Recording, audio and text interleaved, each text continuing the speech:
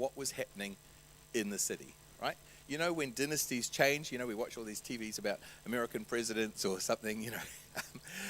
It's never quite as simple as it seems, right? There's always coups, and there's people kind of fighting each other, and there's lots of different groups with different agendas. Yep. The same thing was happening in Babylon, and we actually have quite a lot of information about that. So there was at least two major kind of political factions happening in Babylon. I guess you'd call them political powers. The first one is the royal family, right? King Nebuchadnezzar.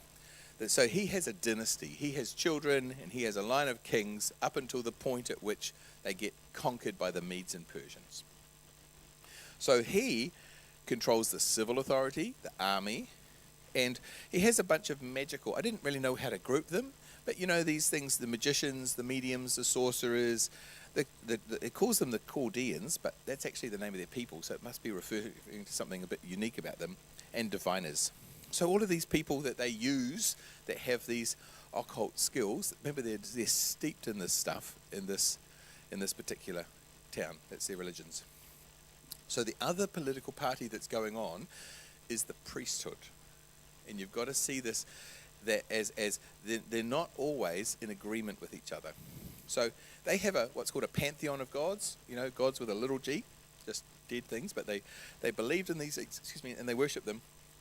The number one god at the top of the stack was a guy called Marduk. Well, he wasn't a guy, he was just a thing. So Marduk, he was the chief god of Babylon. He's also assumed the name Baal. Baal used to refer to something else, but he kind of took it over, which just means Lord in their language.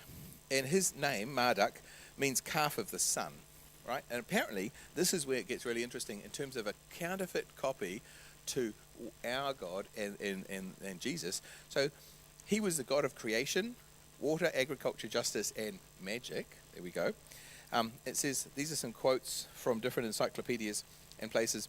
The rise of Marduk is closely connected with the political rise in Babylon from city-state to a capital of an empire.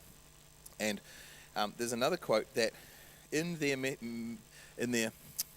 methodology, what is it? You know, their mythology, there was another god called Ea, or A, I guess A, and it was Marduk's dad.